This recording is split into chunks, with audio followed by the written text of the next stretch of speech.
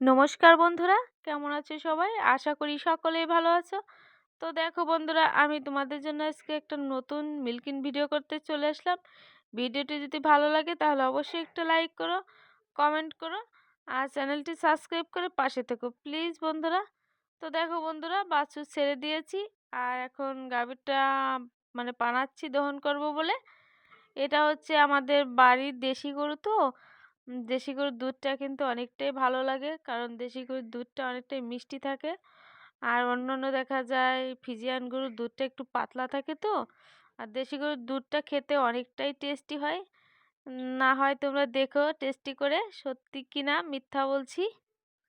তো দেখো গাভীটা হচ্ছে একটু দুষ্ট তো, তাই ও লাফালাফি মানে এদিকে ওদিকে নড়াচড়া করে। আর এদিকে ওদিকে নড়াচড়া করলে হচ্ছে দুধ বেশি হয় না তো।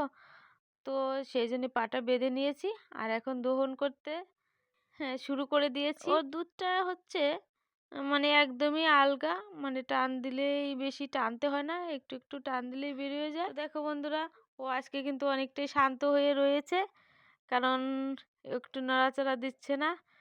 তা না হলে তোমাদের দেখাতাম যে ও কীরকম ভাবে লাফালাফি করে। তো দেখো আমি হচ্ছে দহন করি, কারণ বাড়িতে মা হচ্ছে দহন করতে পারে না তো, আমাকে একটু করতে হয়। তা মাঝে মধ্যে আমার আর লোভটা সামলাতে পারি না, কারণ কি আমি দুধটা খেতে অনেকটাই পছন্দ করি। তাই কাঁচা দুধ মাঝে মধ্যে একটু টান দিয়ে খেয়ে নেই, কারণ কাঁচা দুধ খেতে অনেকটাই উপকারী। তো দেখো খেয়েছি, এখন গাভীটা ভালোভাবে দহন করব। তারপরে হচ্ছে সোনা বাবুকে একটু খাওয়াবো, তার জন্য তাড়া আছে তো। বন্ধুরা, আমি হচ্ছে দুধ খেতে অনেকটাই পছন্দ করি, কি করব বলো। আমাদের মতো মানুষের তো আর সবসময় গাভীর দুধ কিনে খাওয়া সম্ভব হয় না, কারণ বাজারে দেখা যায় এখনো দুধের দাম হচ্ছে ৮০, ৭৫, ৮০ টাকা তো। আর দেখা যায় প্রতিদিন আমাদের মতন মানুষের যে ৭৫, ৮০ টাকা দিয়ে ১ কেজি দুধ কিনে খাবে, সেটা একদমই সম্ভব না। সেই জন্য বাড়িতে যে গাভীটা হয়েছে, এই জন্য আমরা মন ভরে একটু দুধ খেতে পাচ্ছি। কারণ সেরকম আমরা বিক্রি করি না, নিজেরাই খেয়ে নেই। তারপরে হচ্ছে সোনাবাবুটাও খায়।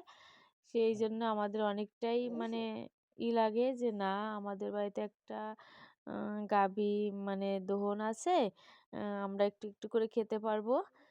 আর সেই জন্য যত কষ্টই হোক ওর পাটা বেঁধে টেঁধে আমরা দহন করি।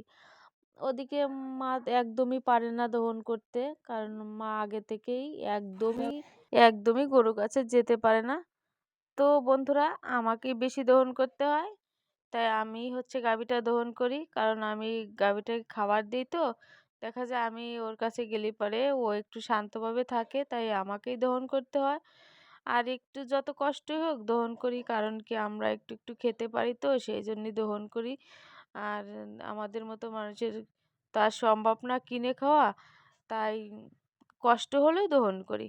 কারণ বাবুটাও খেতে পারে, তারপরে হচ্ছে বড় বাবুটাও খেতে পারে। বড় বাবু হচ্ছে আমার বাবা, সেও খেতে পারে এবং ফ্যামিলির সবাই একটু একটু খেতে পারি তো, সেজন্য কষ্ট হলেও দহন করি। কি করব বলো, গরিবের সাধ্য মতন তো আর চলা যায় না, কারণ আমাদের হচ্ছে খাওয়া তো না, পেট জাবিন দেওয়া।